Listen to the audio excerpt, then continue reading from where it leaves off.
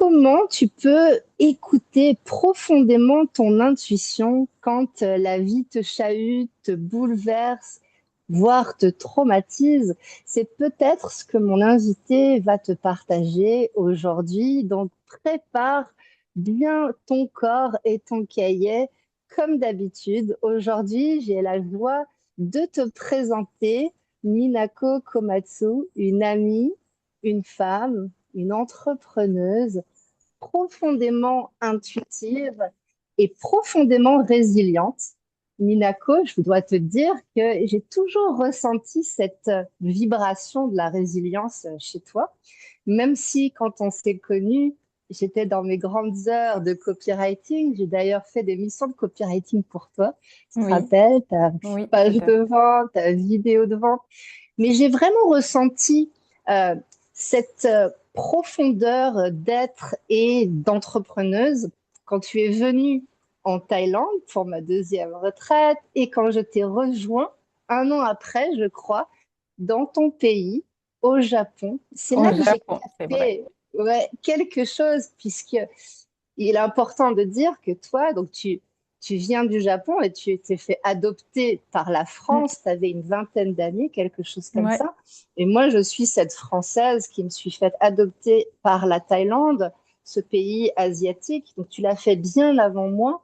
Mais quand je t'ai rejoint, quand on s'est rencontrés ici en Asie, j'ai ressenti à quel point il est déterminant en fait de suivre notre guidance intérieure, notre intuition quand on fait Mm. ces mouvements en fait. Et bien entendu, tout ce qu'on laisse derrière nous dans notre Mhm. pays, nos Mhm. familles, etc.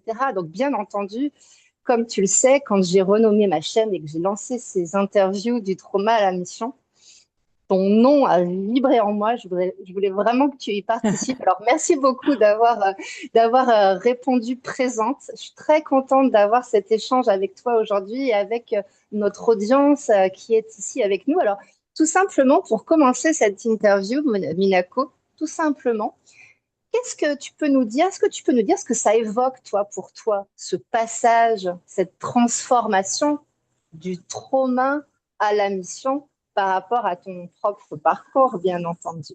Merci, Minako. Alors, en me préparant à cette interview avec Amandine, ces retrouvailles émouvantes avec toi, la première chose qui m'est venue, qui m'a fait sourire, c'était en fait le souvenir de... J'étais vraiment au fond de trou. J'étais en train de traverser ma première crise d'existence. Mm. Autour de 20, 27, oui, 27 ans, 26, 27 ans. Ouais. Et à ce moment-là, je me rappelle, en fait, j'ai dit, mais à quoi bon de souffrir autant? Mm. À quoi bon parce que, en fait, comment dire, j'étais dans un état dépressif à ce moment-là. Mm. Euh, et cet état était déclenché par les séparations successives et bon, simultanées, on peut dire ça. Mm. Mm. Donc c'est dans la sphère affective. Mm. Et dépendante affective que j'étais, eh bien j'ai littéralement senti mon identité s'effondrer. Parce que je me Ouais. définissais uniquement à travers ces deux personnes qui m'ont quittée simultanément. Mm. Mais en fait, ce que je voulais parler, c'était qu'en fait, à ce moment-là, je n'avais pas cette, comment dire, l'expérience, enfin, je n'avais pas cette expérience de ces expériences douloureuses pour devenir par la suite, je dis même en fait, ces expériences douloureuses, pour moi, ça montre ton excellence. Mm. Ça Mm. montre ton excellence. Justement, si on peut vraiment le prendre comme une invitation, il- voilà, il y a ton excellence qui toque la porte. Mm. Mm. Mais en tout cas, à ce moment-là, je n'avais aucune conscience de ça. Alors, j'étais en train de euh, me plaindre, de dire, mais Mm. qu'est-ce qui fait qu'en fait, je souffre autant alors que bah, tous les autres, j'ai l'impression que ça va à peu près, ou ça va, en tout cas, ça va mieux que moi. Hmm. Et, et à ce moment-là, il y avait une réponse intuitive qui m'est venue, et c'était rigolo. En fait, ça disait, bah, imagine que tu as très mal au ventre, Mhm. et en fait, tu as mal au ventre pendant plusieurs semaines. Et qu'un Mhm. jour, tu as pu résoudre ce mal de ventre. C'était bien avant que je commence, enfin bien avant, quelques temps avant que je commence l'accompagnement, parce que justement, c'est après ce traversée que j'ai commencé mes premiers accompagnements. Mhm. Et en fait, au bout de quelques semaines, imagine que voilà, tu as changé certaines choses, ou bien voilà, etc. Et puis en fait, tu n'as plus mal au ventre. Mais j'imaginais comme mal à l'estomac, tu sais. Ouais. Et en fait, je me dis, ah, à ce moment-là, je peux montrer aux autres comment tu peux ne plus avoir mal au ventre. Et pour Hmm. moi, c'était vraiment la première expérience Ouais. qui m'a vraiment montré que bah, là où tu es en train de peiner, là où tu es en train de souffrir, eh Hmm. bien, tu es en train de gagner aussi en compétences pour par la suite Hmm. accompagner les autres personnes. Est-ce que j'ai répondu à ta Merci. question? Merci de partager ça, effectivement. Tu l'exprimes avec tes mots, du trauma à l'excellence. Finalement, c'est une transformation, c'est une Mm, sublimation. mm, De dépendante affective, tu deviens enseignante, accompagnante, guide. C'est quand mm, même beau d'exprimer ça. Merci.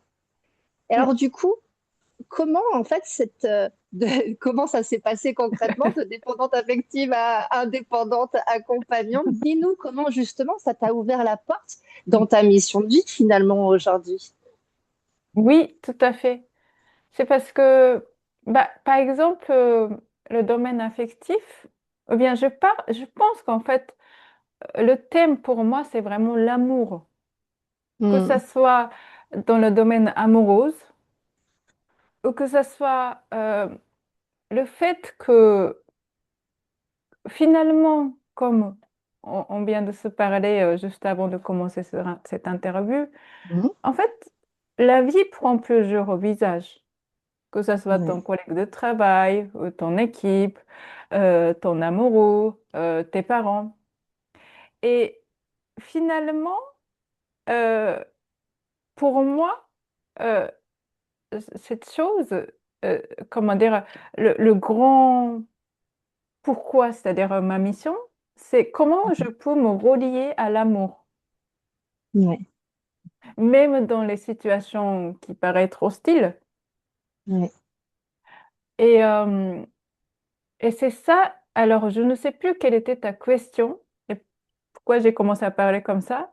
Mais en tout Ton cas, passage vers l'accompagnement est ta mission. ah oui, mon passage vers l'accompagnement. Et Ouais. bah, cette prise de conscience de mal de ventre, et en plus c'était Hmm. rigolo parce que j'avais pas mal à l'estomac, mais c'était juste un exemple qui m'a été soufflé à l'oreille. Et j'étais là, ah, ça c'est génial. Et en fait, je suis sortie de cette crise d'existentielle progressivement, mais il y avait un soir où euh, j'étais vraiment en fond de trou, littéralement. Ouais. Euh, C'était la nuit de Noël et j'étais toute Hmm. seule chez moi. Ouais. Euh, bon, il y avait des amis qui m'ont invitée, mais je voulais pas, enfin, j'étais pas en état d'être parmi les gens non plus. Et Ouais. j'étais toute seule et j'étais en train de me, me c'est plus que plaindre, comment on dit ça en français, apitoyer de Ouais. ma sort. Ah, Ouais. mais moi, moi, je suis seule, moi, et Hmm. personne ne se préoccupe de moi, tu sais. Hmm. Mais c'était en fait, quand je parle comme ça après coup, c'est presque un petit peu humoristique, mais sur le moment, c'était une souffrance intense. Ouais. Et à ce moment-là, j'ai eu littéralement une prise de conscience. tout mm, d'un coup, justement, j'ai parlé de ces deux séparations simultanées mm, qui a du coup provoqué cet effondrement de mon existence, mm, mon identité. Et en fait, une des séparations, c'était le décès de ma mère. oui, Et j'étais en train de me dire, mais il n'y a personne qui pense à moi, ni mon père, mm, ni ma grand-mère, ni mon frère. Il n'y a personne qui m'appelle alors que je suis loin. Et en fait, mm, tout d'un coup, à ce moment-là, paf! Non, mais attends, moi, si je suis la fille qui a perdu sa maman, mm, eh bien, mon père, c'est le mari qui a perdu sa femme. mm, Ma grand-mère, c'est la mère qui a perdu sa fille. mm, Mon frère, bah, c'est le fils qui a perdu sa maman. ouais, Et là, je me suis dit, mais on est tous pareils. mm, Et là, tout d'un coup, j'ai vu vraiment en image que je me suis vue être à l'intérieur de murs que j'ai érigés ouais, contre le monde entier en disant que regardez, je suis seule et je suis si malheureux et vous vous en foutez de moi. mm, Et je me suis levée mm, de ce tour de mur. Et j'ai vraiment foudroyant, enfin cassé le mur, enfin, mm, dans mon imagination. Et j'ai mm, pris le téléphone et j'ai commencé à appeler toute ma famille. ouais, Et là, vraiment, c'était la prise de conscience était définitive. mm, Et tu sais, en fait, il y a vraiment ce passage. Moi, je peux vraiment euh, vous donner une autre image. En fait, c'est dans le roman que je vous invite à lire, vous tous. Si ouais, ça vous parle, le trauma à la mission, cette transformation. Euh, et en mm, particulier, moi, je parle de l'abandon. mm, Finalement, dans mon parcours, en fait, ce qui m'a marqué le plus en tant que, comment dire, comme traumatisme, c'était l'abandon. ouais, mm, Et euh, le roman, le petit roman s'appelle Terre des hommes de ok, Saint-Exupéry. ok, L'auteur de Petit Prince. Et c'est mm, un tout petit livre que je l'ai lu en japonais. Et il disait, en fait, c'est un récit, un peu ce qu'il a vécu, Saint-Exupéry, qui est un romancé. ouais, Et il s'est échoué, son avion s'est échoué au milieu de Sahara. ouais, Et il était tout seul. Et les premiers jours, il s'est dit, bon, forcément, il doit y avoir le passage à un moment donné de mes collègues, et puis mm, j'espère que voilà, je vais être retrouvée. Et plus jour passait, il se rencontre là, en fait, il est toujours au milieu de nulle part, à toute seule, et il n'y a pas un chemin, enfin, dromadaire, il n'y a rien qui mm, passe. Ni mm, l'avion, ni les gens, voilà, rien, ni l'animal. Et il commence à perdre l'espoir. ouais, Et à ce moment-là, comme moi, en fait, il se dit, ah, moi, je suis au milieu de Sahara toute seule. Et à ce moment-là, tout le reste du monde sont en train de manger une soupe dans leur foyer, en train de discuter, avoir une vie chaleureuse et entourée. Alors que moi, je suis au milieu de nulle part et je suis abandonnée. Je ne sais pas s'il dit le mot abandonné, je ne me rappelle plus, mais en tout cas, ouais, c'est ça ce qu'il décrit. ouais, Et en fait, lorsqu'il a fini à dérouler tout son propos, tous ses ressentis, sa vérité intérieure, mm, et bien pareil, il a eu une prise de conscience. ouais, Tout d'un coup, il se dit, non mais attends, là en fait, j'ai dit que comment dire, vous m'avez abandonné, mais regarde, en fait, par le fait que je perds de l'espoir, ça veut dire que je ne vais plus vers eux, vers mes êtres chers. Et ouais, là, le fait que je perds l'espoir, je suis en train de perdre l'espoir, je suis en train d'abandonner ma femme, je suis en train mm, d'abandonner mon chef, je suis en train d'abandonner mes collègues, mes amis, ma famille et tout ça. Et il se lève parce qu'il était fatigué au bout de plusieurs jours, il y avait plus beaucoup d'eau, plus beaucoup de nourriture, la chaleur et tout ça. Et il se lève et puis littéralement, il hurle au milieu de Sahara. Oui, tu as parlé d'expression. Je suis là! C'est moi qui viens à vous! Je viens vers vous. Et peu de temps après, il a été découverte. Mm. C'est ça Ouais. pour moi le déclic. C'est qu'en fait, Mm. quand on souffre, euh, on se rend compte, quand on raconte après coup, on est dans un état de égocentrisme extrême et on a Mm. l'impression Mm. qu'on est la malheur parmi tout le monde. En fait, Ouais. je suis la plus malheureuse. Mm. Mais quand on se rend compte à travers notre propre souffrance Mm. que dans le cœur de chaque personne, que ça soit conscient ou inconscient, eh bien Ouais. peut-être il y a aussi cette part de souffrance ou cette part souffrante Mm. que je peux tendre la main. Ouais. Ouais. Donc c'est ça, toi, que tu appelles la reconnexion dans le trauma, dans la douleur, dans la souffrance. Tu Mm. as eu cette conscience finalement que tu t'es déconnecté de l'amour en toi et de déconnecter du lien d'amour avec les autres. Ça a été ton shift. Tu as dit c'est définitif. Qu'est-ce que ça a ouvert en toi, ça, cette prise de conscience? Qu'est-ce que ça a changé finalement pour toi? Euh, je me rappelle très bien, pour la première fois de ma vie, en fait, il y a eu une véritable euh, transition, transformation Ouais. de Tupineux Pleurnichouse Mhm. à,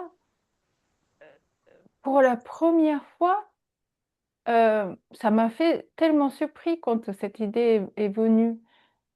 Je me suis dit, ah, mais ce que j'ai vécu, ce que je suis en train de vivre, c'est ça qui va me permettre d'aider les autres plus tard.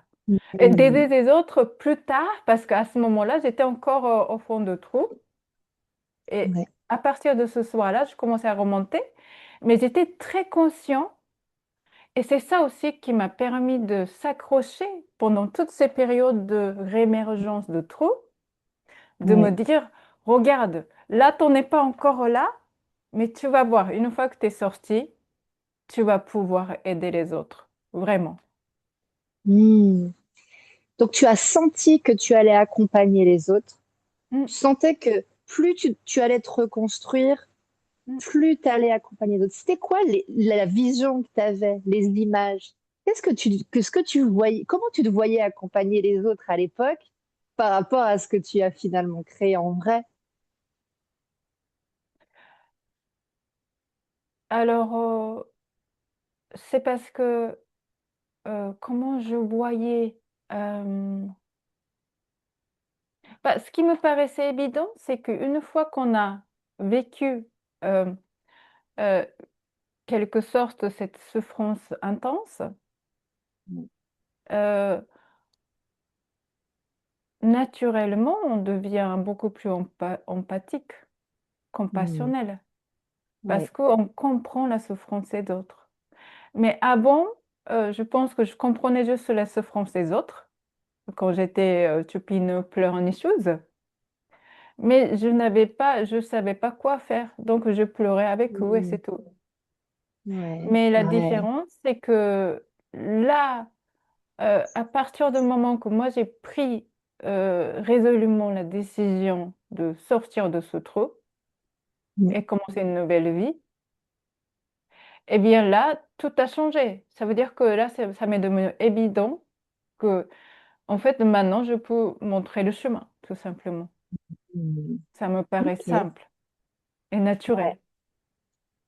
Donc ça, c'était une intuition très forte. Quand on parle, il n'y avait pas de vision, il y a eu un trou, et d'un Hmm. coup, il y a eu une rupture, une fulgurance, Oui. soit sous forme d'image, Hmm. de ressenti, machin, mais en tout cas, en anglais, on dit un knowing. Tu Oui. savais de toute Ouais. façon que tu allais te reconstruire, hein, Ouais. toi à l'intérieur et que cette reconstruction allait te mener à la transmission, parce que c'est ça que tu... Et donc, du coup, Hmm. c'est Attends, sûr que t'es passé par ça.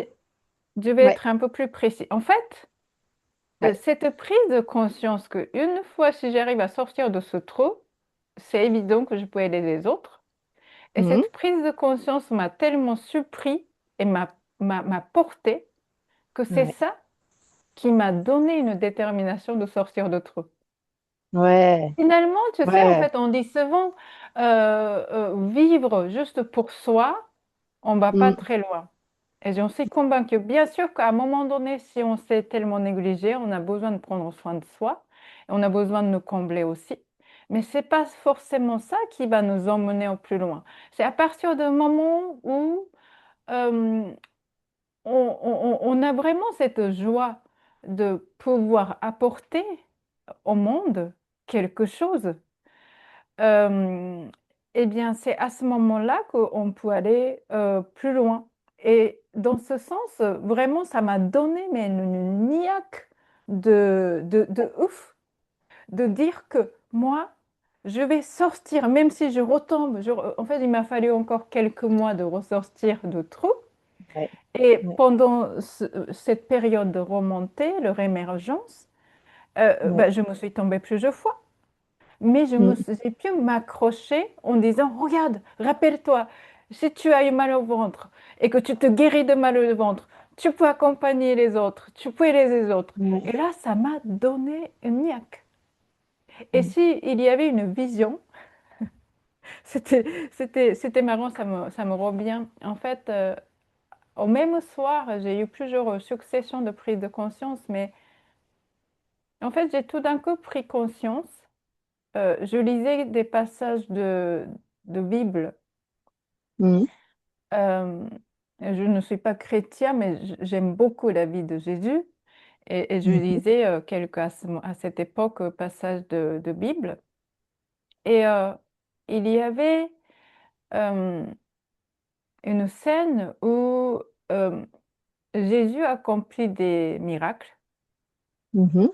notamment multiplier du pain, donc donner à manger à ceux qui en manquent, euh, et puis aussi guérir des personnes qui sont en souffrance, blessées, malades.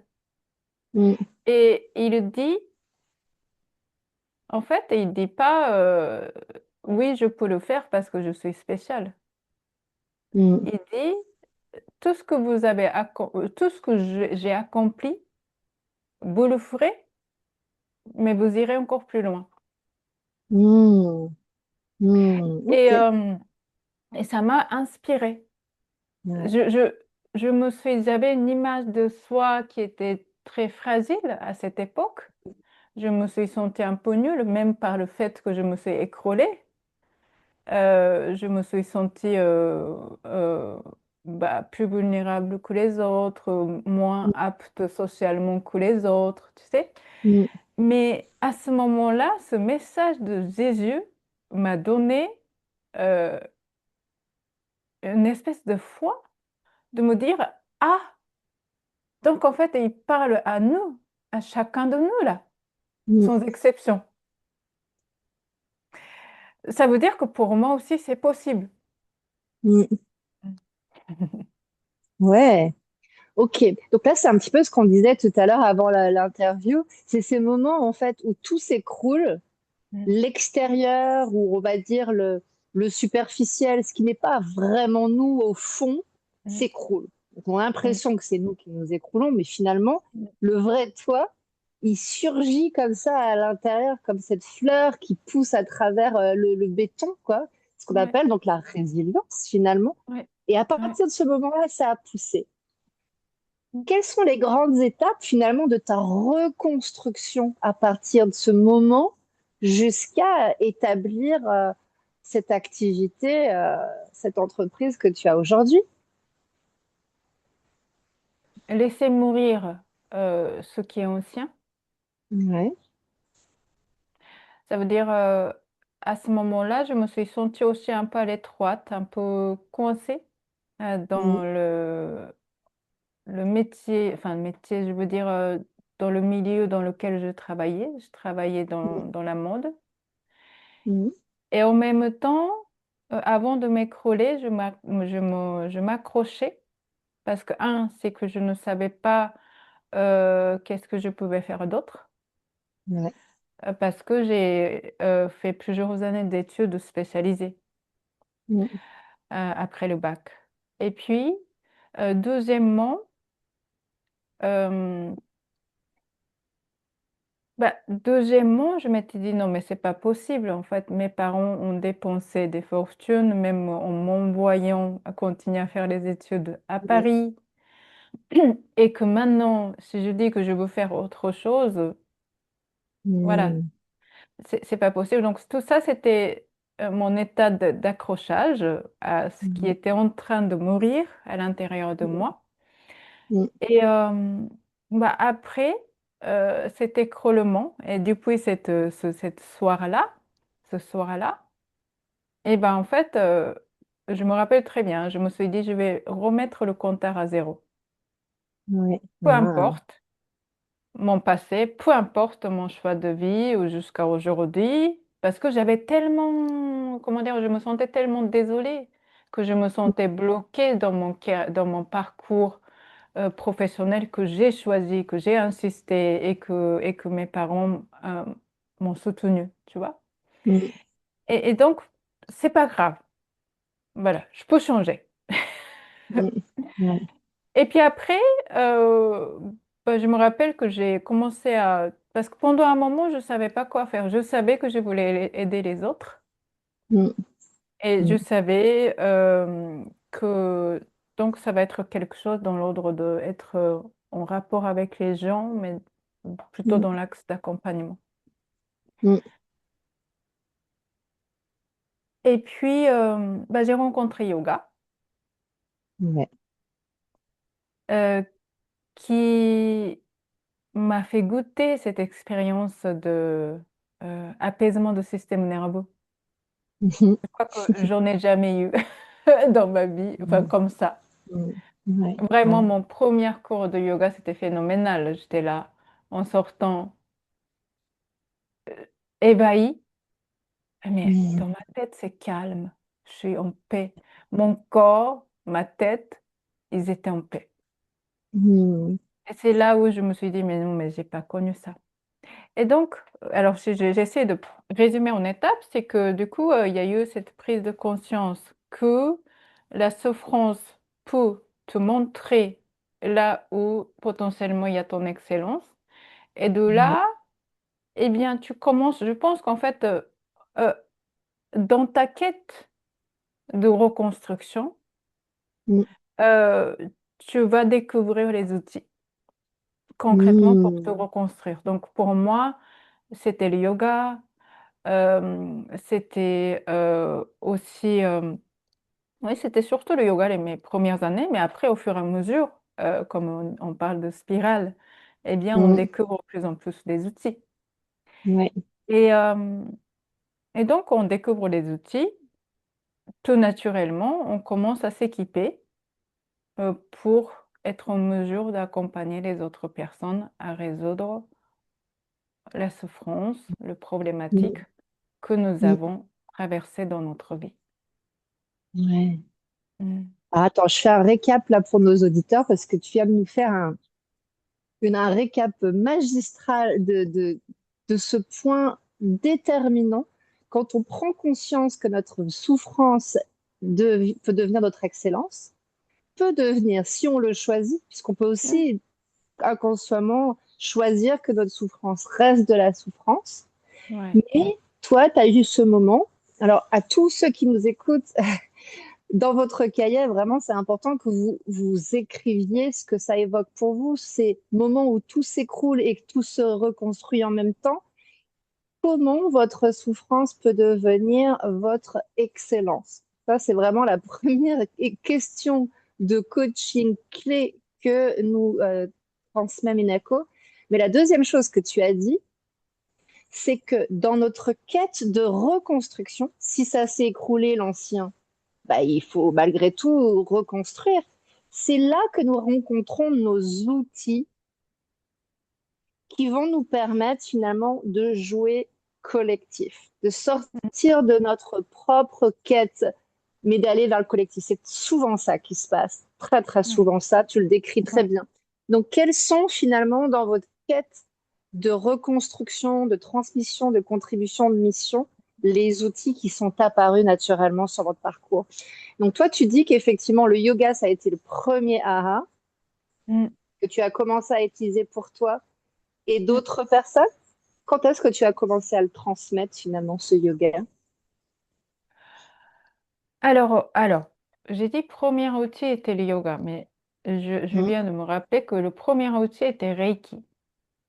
Parce Ah que ouais, j'étais inspirée par Jésus qui accomplissait les guérisons.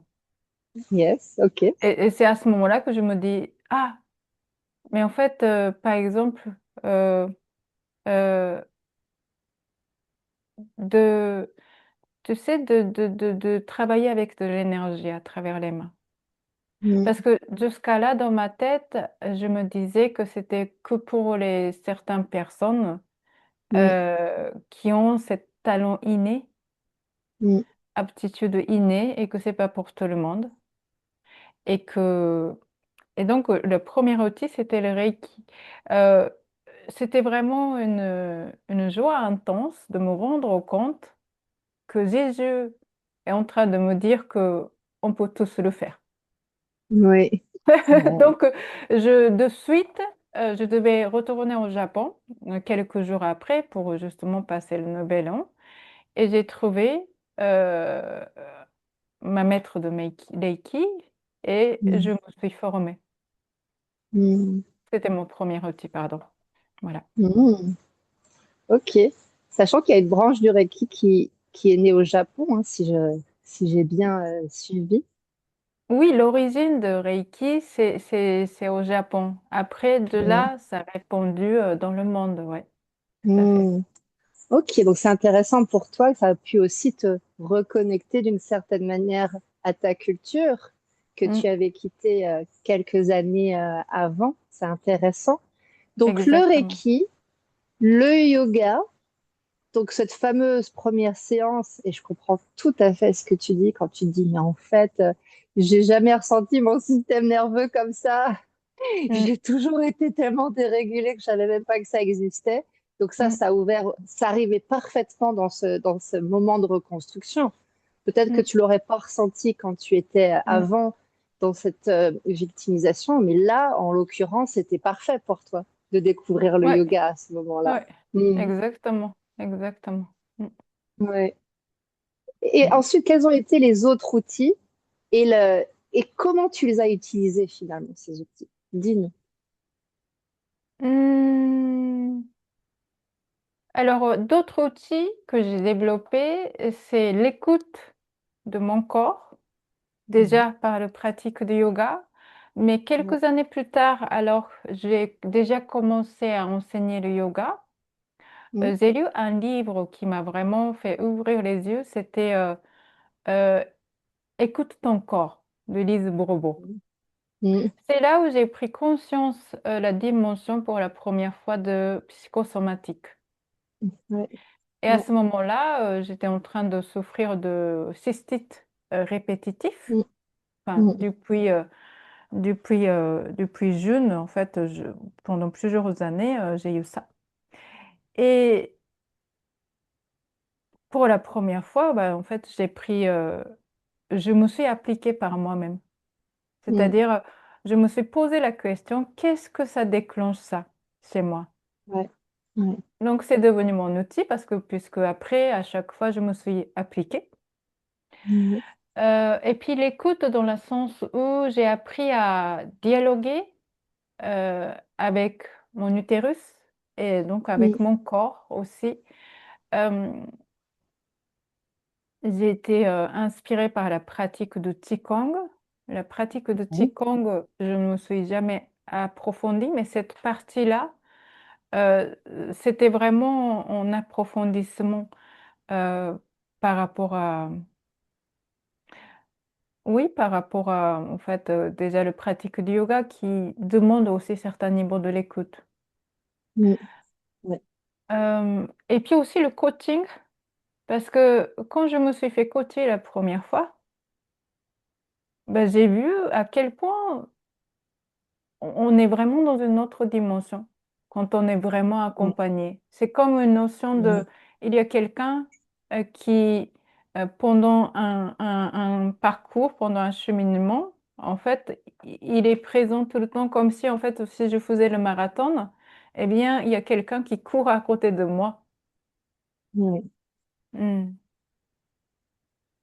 C'est important aussi que tu développes tes outils, que tu apprennes, mais le fait de se faire accompagner quand on est en reconstruction, là Hmm. aussi, on est prêt en fait. On est coachable, comme on dit dans notre jargon, mais Ouais, le fait d'être coachable, c'est là où on reçoit aussi les codes de personnes exactement.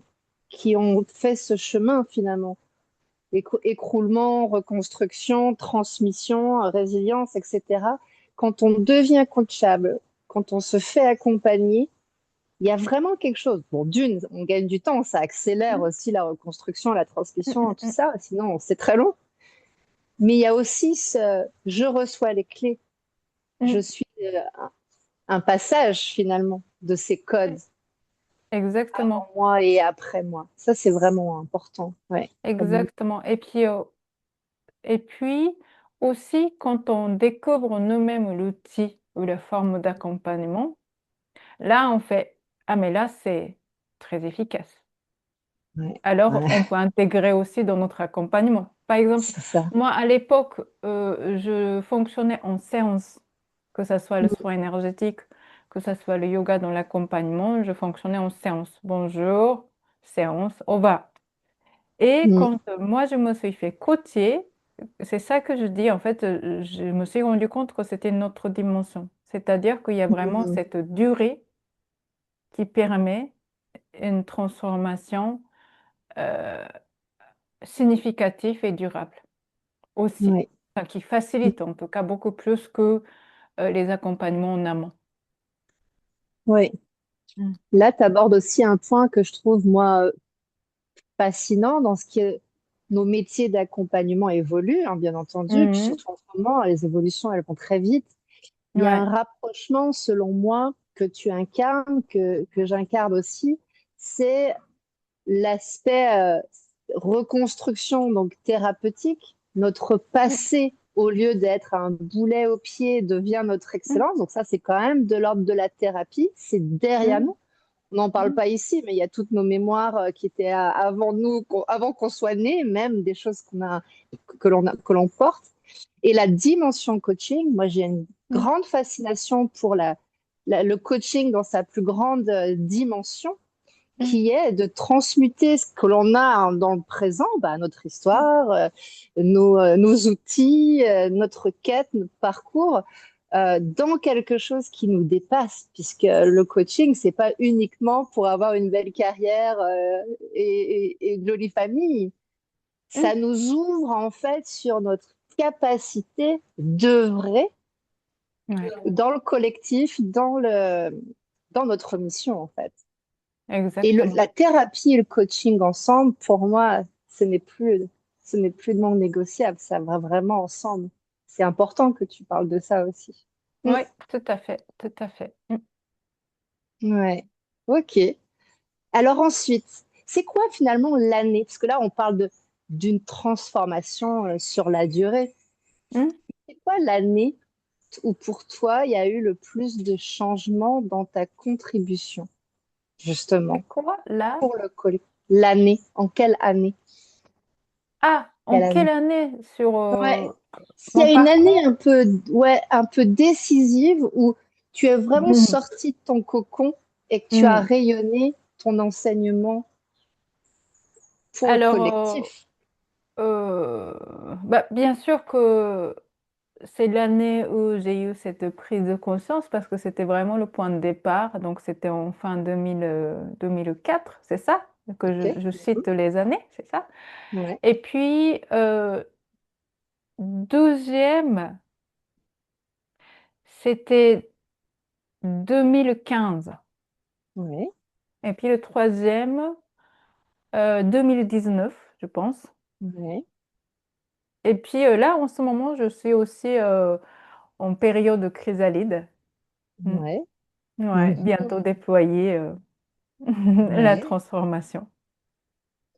Qu'est-ce que tu peux nous dire justement? Parce que moi, j'adore la dimension de chrysalide. C'est que mon programme de coaching s'appelle Métamorphose. Je trouve ça Mm, passionnant, la mm, transformation de ces moments de chrysalide. Si on prend l'exemple dans la nature, la chrysalide, c'est quand la chenille, elle fond. ouais, C'est quand même un c'est ça. Ouais. la chenille fond, donc en fait, disparaît dans Mm, la chrysalide, c'est comme un jus, et elle mm, devient un papillon. Il n'y a pas plus fascinant que moi. Donc tu en parles, je peux pas m'empêcher de te... C'est quoi justement ta transformation actuelle dans ton étape de mission en ce moment? Est-ce que tu peux nous révéler? mm. Alors, euh, bah, c'est intime, mais il y a certaines choses qui étaient restées un peu, comment dire, je n'arrivais pas à mener une lecture, une compréhension, donc aussi Mm, de l'acceptation. mm, Euh, alors, est-ce que je peux parler de ça comme ça, très concrètement? Euh, m- Par exemple, en fait, j'ai côtoyé ces derniers mois les situations mm, où les personnes qui, euh, que j'ai senti qu'ils avaient une hostilité mm, envers moi, en fait, plutôt dans le sphère hors professionnel, hein, on peut dire mhm, social, enfin bref. Et, euh, et en fait, il n'y a pas longtemps, j'ai vraiment senti ce sentiment de waouh, mais c'est quoi? Quel est, bah, quel est le karma? Voilà, en français, si je peux dire ça. Quel est le karma qu'en fait je reçois ça, c'est mm, cette hostilité, mais qui peut vraiment devenir comme un sceau de malédiction, tu sais? mm, ouais, ouais, Et bah, quel karma que j'ai? Et en fait, dans ma méthode, euh, j'invite les personnes à décrire la situation mhm, et comment je me sens et tout. Et puis par la suite, je cherche, enfin, j'invite à chercher. Par exemple, si moi je me sens victime à ce moment-là, c'est-à-dire que si je sens qu'en fait je reçois une telle hostilité intense, mm, eh bien je me sens victime. Donc j'écris comme ça juste simplement, oui, je reçois les hostilités en ce moment et je me sens comme ça et comme ci. Et après, de voir à quel moment euh, est-ce que toi, dans ta vie, tu as pu faire subir aux autres cette chose. mm, Et mm, alors, je ne trouvais pas. Pendant plusieurs comment dire, semaines, je ne trouvais pas. J'étais là, mais waouh, celle-là, je ne sais pas. Peut-être dans mes vies passées, que peut-être je ne me mm, rappelle pas. Et c'était justement, c'était hier, j'ai pris la conscience. J'ai eu la prise de conscience que, ah, en fait, euh, quand j'ai revu cette personne en face et que quand mm, je la voyais agir, en fait, ce que j'ai vu, c'est que elle ne voulait rien lâcher. mm, Elle voulait tout avoir, mm, aucune concession. Mais mm, en fait, cette attitude même la mettait en danger ou en difficulté. ouais, Et, euh, et en fait, après ce contact avec cette personne, je suis rentrée à la maison et tout d'un coup, ah, j'ai trouvé. Et en mm, fait, c'était quand j'étais petite. mm, J'avais une caractère un peu comme ça, c'est-à-dire que je voulais absolument tout avoir, tout ce que mm, je pense, comment dire, et que je voulais tout faire comme je voulais. mm, En fait, dans le human design, je suis un manifesteur, donc j'ai un peu le trait aussi de... Mais en tout cas, mm, à tel point que, en fait, c'était vraiment hier, hein, j'ai pris conscience à quel point mon attitude dans mon enfance euh, mm, pouvait impacter la vie de mes parents en termes de ouais, qualité de vie. Parce que mm, j'étais acharnée. ouais, J'ai accroché pendant des fois des heures en disant non, mais moi, absolument moi. mm, Et voilà, donc c'est ça la transformation que je suis en train de vivre. Euh, c'est que, comment je peux dire ça? Pour moi, en fait, le thème, c'est toujours de l'amour. ouais, Parce que ouais, finalement, j'avais du mal, enfin, euh, bien sûr, à certains niveaux, j'avais déjà cette compassion à ces personnes qui, qui a de l'hostilité envers moi. Que bien mm, sûr que je me disais que oui, ces personnes ont souffert, c'est parce que... nanana. Mais en fait, je n'arrivais pas à me placer à la place de cette personne. mm, Mais mm, mm, hier, littéralement, dans son image, je me suis vue petite. ouais. Mm, J'adore ce témoignage-là et je suis très, très inspirée par les accompagnants, les thérapeutes, les coachs qui témoignent de ça. C'est marrant, j'ai mm, écouté une interview sur ABC Talk aujourd'hui d'une thérapeute très confirmée, mm, très chevronnée, qui expliquait que justement, hier, elle allait dans un magasin, elle a payé une mm, certaine somme, elle a eu un trauma qui est revenu, elle est rentrée, elle mm, s'est fait un protocole, etc. mm, Et c'est ce que tu dis en fait, c'est-à-dire que c'est vraiment quelque chose qu'on peut faire comme un entretien. Moi, je dis, libérer les traumas, c'est comme se laver les mm. dents, quoi. Si on se lave pas on n'aime Exactement. pas trop aller se laver les dents, mais on est content Mm, quand c'est propre. Et si on se lave pas les dents, nos dents sont pourries. Donc, autant pas ouais, pourrir à notre système nerveux. Et le ouais, fait que tu l'expliques comme ça, encore ouais, une fois, ça valide ton propre mantra qui est dans la souffrance, ton excellence. Tu as eu mm, cette déclencheur, donc c'est souffrant quelque part, même si mm, c'est de moins en moins souffrant. mm, Et ça te révèle ton excellence d'aller mm. faire émerger cet amour Oui, pour toi, pour tes proches, tes ouais, enfants, ton conjoint, ouais. tes amis, et pour tes clients, pour leur ouvrir cette voie ce qu'on n'a pas dit, mais tes clients sont surtout des clientes et c'est vrai que tu Mm, les accompagnes beaucoup dans tout ce qui est lié à la relation, l'amour, la sexualité. Donc c'est réellement là, ouais, de, ton antidote, c'est ce que tu expérimentes sur toi au quotidien dans des petites choses comme ça. exactement. C'est Exactement. d'enseigner des niveaux de fréquence d'amour plus élevés, en fait. Et c'est des Exactement. petites doses au quotidien que tu pratiques aussi. C'est beau de Exactement. transmettre ça.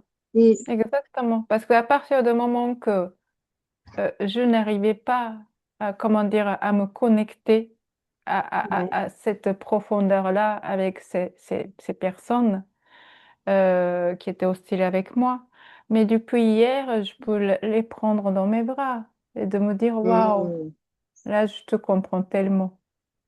mm. Mm, C'est magnifique ce message-là, tu vois, je l'avais jamais ressenti à ce niveau-là.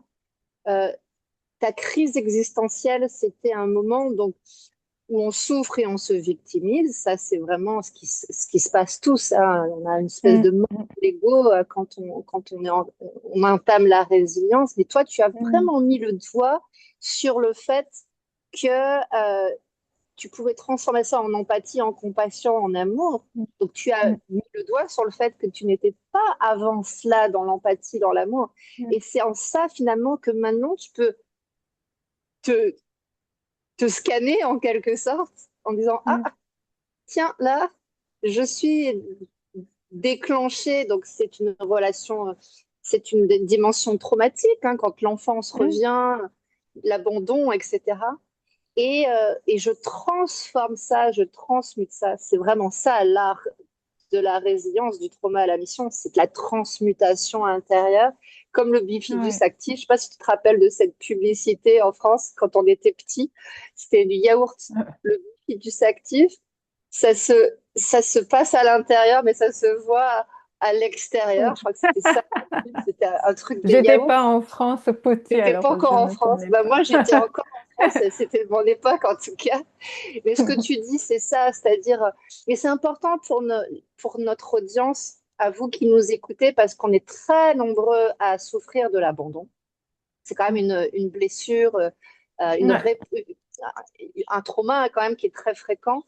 Et comme tous les traumas, quand on les transforme, il y a un cadeau derrière. Et je trouve ouais, que Minako, vu que c'est quand même quelque chose que tu as beaucoup travaillé et que tu as beaucoup enseigné, euh, qu'est-ce qu'il y a derrière l'abandon? Il y a une forme, enfin, une fois transmuté, il y a une forme de leadership quand même. bien sûr, L'opposé de bien l'abandon, sûr, c'est quand bien sûr, même d'être dans notre puissance. Je ne m'abandonne bien sûr. plus et je peux aimer. Donc, j'arrête d'abandonner l'autre en mettant Mm. le projecteur sur soi. Donc, c'est chouette. Qu'est-ce que tu pourrais dire de plus? Parce que c'est vrai que j'ai interviewé Aurélie Dubois, tu la connais aussi. Elle aussi, elle a parlé de l'abandon. Vous êtes toutes les deux Mm. Mm. très, très expertes, spécialistes, parce que vous l'avez vraiment traversé. Mm. C'est quoi pour toi la transmutation ultime finalement de l'abandon dans ce que tu vois en transformation dans tes En lien, accompagnements? en lien avec la mission. Ouais, ouais. Bon, bon, à la fois, c'est quelque chose que je peux dire pour toutes les personnes qui entreprennent dans tous Mm, les milieux. Ce que ouais, tu as déjà nommé, le plus important, c'est que quand on se guérit, en tout cas on pacifie suffisamment de la blessure d'abandon, on ne mm, s'abandonne plus. ouais, Parce que c'est ça, un des plus grands obstacles, c'est de s'abandonner nous-mêmes. ouais.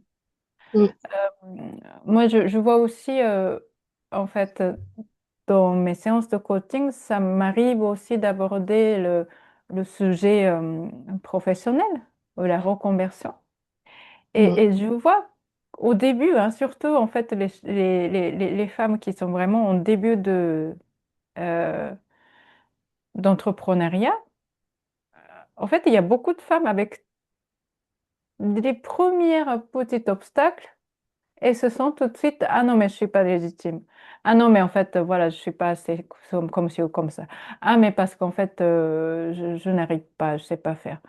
Par exemple, toi, tu parlais de l'expression. Par exemple, bah, filmer les premières vidéos. mm, Euh, mais si on s'engage,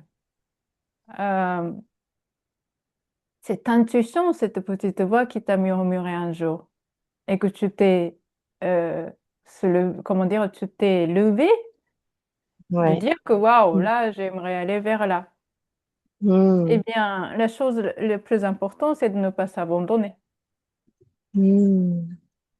Oui.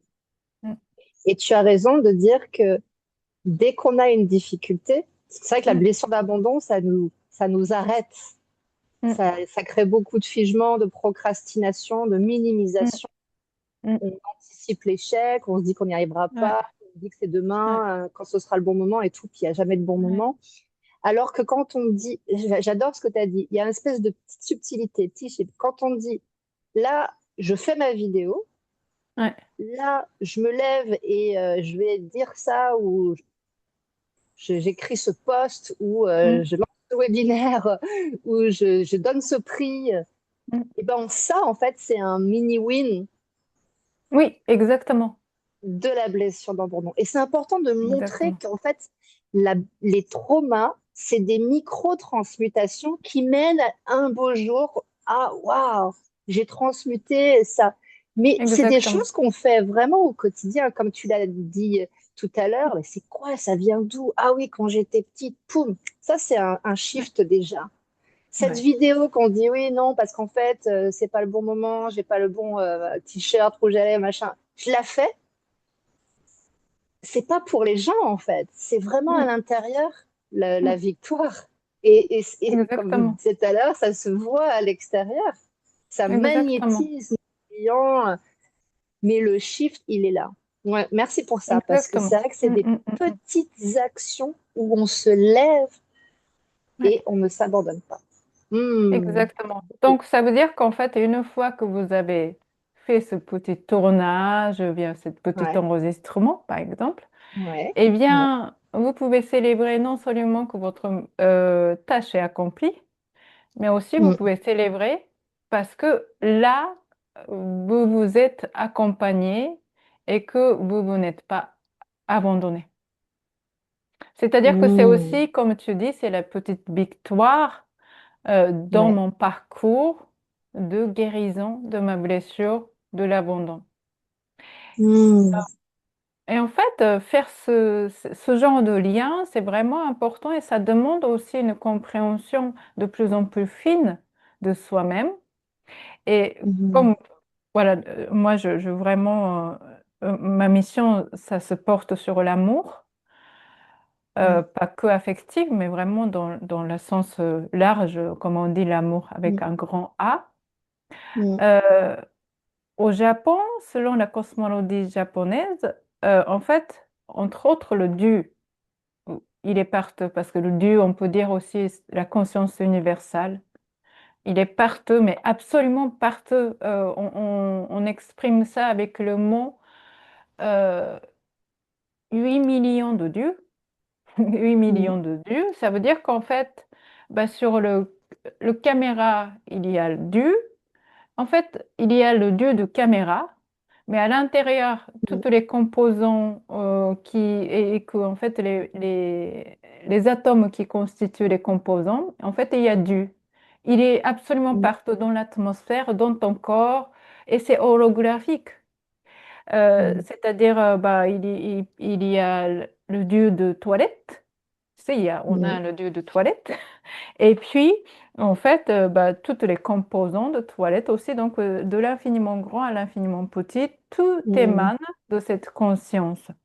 Et en mm, fait, il y a trois attributs. Et pour moi, ces trois attributs-là, ça c'est l'amour, ça c'est la représentation de l'amour inconditionnel. mm, Première, c'est kikoshimesu, écouter profondément. mm, Misoshimesu, misonawasu, pardon, misonawasu, c'est regarder profondément. mm, Shiroshimesu, c'est comprendre profondément. mm, Et dans cette démarche de transformer la blessure d'abandon, mhm, en fait, on a besoin d'appliquer ces trois attributs euh, que a la conscience universelle qui est partout. mm, Pour moi, la définition de l'amour, c'est ça. C'est vraiment, imagine que parfois on peut se sentir seul, mais en réalité, l'espace tout entier, là où tu es dans ta maison, en fait, de partout, de absolument partout, émane cet amour si profond, si puissante. En fait, il y a cette conscience qui te regarde perpétuellement avec bienveillance, qui mm, t'écoute perpétuellement avec bienveillance et qui te comprenne profondément. On n'est jamais mm, seul, finalement. L'ultime reconnexion à l'amour, c'est ça. Et mm, dans ce sens, tu vois, en fait, pour guérir, quelle que soit la blessure, on a besoin de mm, s'aimer. mm, Et aimer, pour mhm, moi, c'est ça, c'est de se regarder profondément, s'entendre mm, profondément et se comprendre profondément. Et c'est sur la base de quotidien, comme brosser les dents. Et donc, par mm, exemple, toi, tu le fais, par exemple, le journaling. ouais. Bah, c'est une technique qui permet vraiment d'approfondir ce moment où je me regarde, je m'entends et je me comprends profondément. Mm. Quel bel exercice pour arriver vers la fin de cette interview avec votre cahier, donc journaling. Comment vous vous entendez profondément, comment vous vous voyez profondément et comment vous vous recevez, comprenez, percevez Mm, profondément. Et c'est vrai que tu as raison, le journaling, l'écriture intuitive, c'est un vrai super compagnon pour aller visiter, apprivoiser nos blessures abandon ou tout autre trauma. Quel est ton mot de la fin, Minako? Je suis curieuse. Est-ce qu'il y a un dernier message que tu aimerais transmettre aujourd'hui par rapport à tout ce que tu as Hmm, ouvert comme porte, hein, pendant cet échange? je dirais vivre en étant impacté euh, d'une manière consistante par un autre trauma, c'est de Hmm, vivre en étant partiellement fermé à l'amour, quel que soit hmm, le domaine où on se peine, que tu te ouais, peines. Et en fait, le chemin de pacification, de guérison, c'est de réouvrir ces canaux qui étaient fermés ouais, à l'amour. Et c'est forcément euh, un parcours qui mène de plus en plus à un sentiment de plénitude. hmm, hmm, merci. C'est ça, en fait. J'aime beaucoup cette image. Moi, j'aime beaucoup toutes les images que tu as échangées, mais ce, il y a une reconnexion à notre canal, hein, si tu as fait, si on parle de rééquilibre énergétique, on est traversé par voilà, un channel, un canal énergétique. On se rebranche. Donc, c'est pour ça qu'on Mm. peut sentir, voir, percevoir mieux. Et moi, j'aime beaucoup travailler avec la somatique pour compléter ce que tu dis. Il y a vraiment le corps aussi. Et si on prend la blessure d'abandon, moi, ce que je vois très souvent, c'est que tu dois peut-être enfin, tu dois sûrement le voir aussi, c'est que quand on guérit la blessure d'abandon, on a la posture qui se redresse, la poitrine Ouais. qui se redresse, la colonne qui commence à s'étirer. Et notez-le, vous qui regardez cette interview, plus vous vous allégez de cette blessure, plus il est sécure finalement de redresser la poitrine. C'est pas Mm. le but de forcer si on la protège, cette poitrine, c'est il y a une bonne raison.